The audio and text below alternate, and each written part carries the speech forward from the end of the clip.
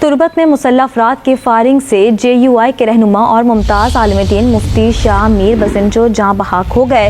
मुफ्ती शाह मीर नमाज पढ़कर बाहर निकले तो मुसल्लह अफराद ने फायरिंग कर दी। अज्ञात बंदूकधारियों ने गोली मारकर हत्या की है। ISI की मदद करने वाला शाह मीर, जिसकी हत्या की गई, कुलभूषण मामले का साजिश करता था शाह मीर। हिंदुस्तान जो है उसकी जो एजेंसीज हैं वो इस दहशतगर्दी के दरपे है।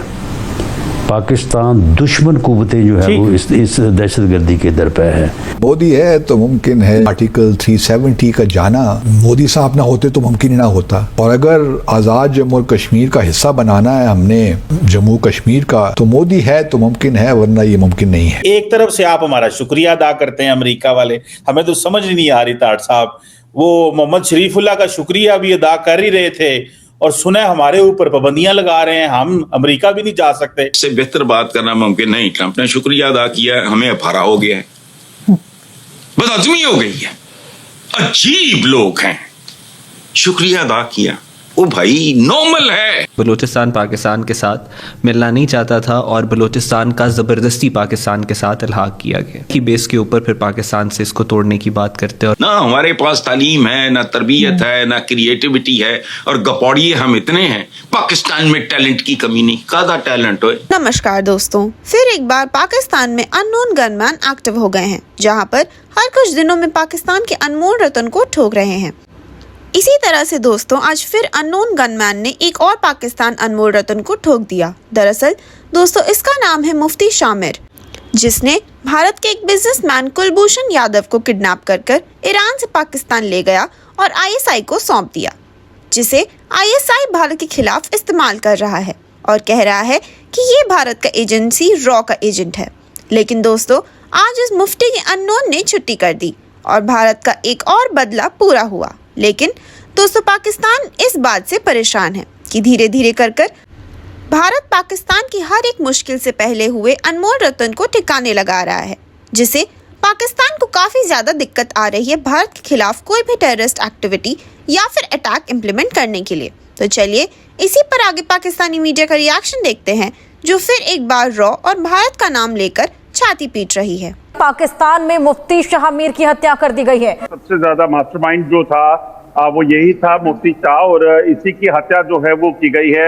अज्ञात बंदूकधारियों द्वारा इसकी हत्या कर दी गई है। दरअसल आप देखें तो पिछले लंबे समय से पाकिस्तान में जो आतंकवाद चल रहा था, उस आतंकवाद की भेंट पाकिस्तान अब खुद चढ़ने लगा है। और खासतौर पे ये जो आतंकी कमांडर और आतंकी सरगना है, ये लगातार एक दूसरे को निशाना बनाने के सिलसिले में जुटे हैं। और इसके पीछे की वजह ये है कि पाकिस्तान में जो हालात हैं और उसके साथ साथ पाकिस्तानी सेना का जो सुप्रीमेसी का जो किया हुआ है कि कौन सा दल कितने लोगों को क्या नुकसान पहुंचा सकता है, कितने आतंकी हमले कर सकता है, तो वो सुप्रीमेसी बनाए रखने के लिए कहीं ना कहीं आतंकी संगठनों में होड़ लगी हुई है। और उसी में अब इस मुफ्ती जो शाह जो है उसकी हत्या की गई है। और ये पहला मामला नहीं है, इससे पहले भी अगर आप देखें तो पाकिस्तान में लगातार इसी तरह से जो टेरर कमांडर हैं उनके जाने का सिलसिला जो है वो चल रहा है। असल बात ये है कि इस दहशतगर्दी के पीछे जो है वो हमारा अज़ली दुश्मन मुल्क, जिसने हमारा वजूद ही तस्लीम नहीं किया, वो है। उसकी जो इंटेलिजेंस एजेंसी रहा है वो है। उसके बाद अफ़गानिस्तान में जो हुकूमत कायम हुई है अफ़गान तालिबान की, वो भले हमारे वजूद के दरपे ना हो, लेकिन उनकी एक अपनी सोच और एक अपनी उनकी जो है वो अपना स्ट्रेटजी है। उसके तहत वहाँ पे जो TTP या फितना ख्वारिज जो है वो वहाँ पे शेल्टर में बैठे हैं। वहाँ पे उन्हें जो है वो ये सहूलत या ये यानी मौका हासिल है कि वहाँ पे बैठ के वो तैयारी करें, तैयारी करके जो है वहाँ पे जो है वो हमारे दुश्मन मुल्क से मदद हासिल करें, असला हासिल करें, फंड्स हासिल करें, और उसके बाद फिर लोगों को गुमराह करके जो है वो, जिनमें से अक्सर तादाद जो है वो उन्हीं लोगों की है जो हमारे मुल्क से तल्लुक़ रखते हैं या हमारे जो है हम में से हैं तो उनको भेजें और वो यहाँ पे आके ये दहशतगर्दी के जो है वो वाक़यात करें। उसमें अफ़गानिस्तान के बाशिंदे भी जो है वो आइडेंटिफाई हुए। तो असल वजह तो ये है कि हिंदुस्तान जो है उसकी जो एजेंसीज़ हैं वो इस दहशतगर्दी के दरपे है। पाकिस्तान दुश्मन कुव्वतें जो है वो इस दहशतगर्दी के दरपे है। बलूचिस्तान पाकिस्तान के साथ मिलना नहीं चाहता था और बलूचिस्तान का ज़बरदस्ती पाकिस्तान के साथ इल्हाक किया गया और इसी प्रोपेगेंडा की बेस के ऊपर फिर पाकिस्तान से इसको तोड़ने की बात करते हैं और पूरी दुनिया के अंदर भी शोर इसी बात पे ये जो दहशतगर्द गिरोह हैं वो मचाते हैं। सो 1948 में कायद आज़म ने भी करलात में फ़ौज भेजी थी। पाकिस्तान ने किसी रियासत पर ताकत नहीं इस्तेमाल की, इंडिया ने की, कश्मीर पर भी की, जूनागढ़ पर भी की और हैदराबाद दक्कन पर भी की। पाकिस्तान ने कहीं भी फौज नहीं भेजी। नहीं, कश्मीर तो खैर वो एक डिस्प्यूटेड टेरिटरी, वो तो मामला और था क्योंकि ज़बरदस्ती जब इंडिया ने किया तो कायद आज़म ने फौज दाखिल की।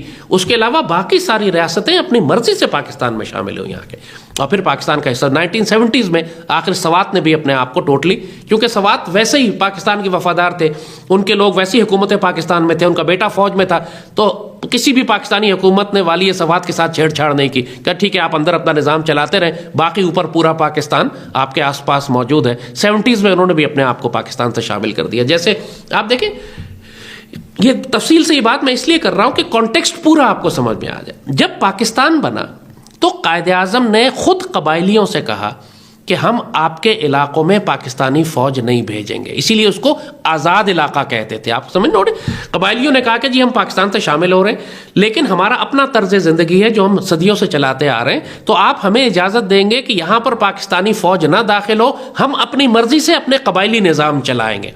कायद आज़म ने कहा आपको इजाज़त है।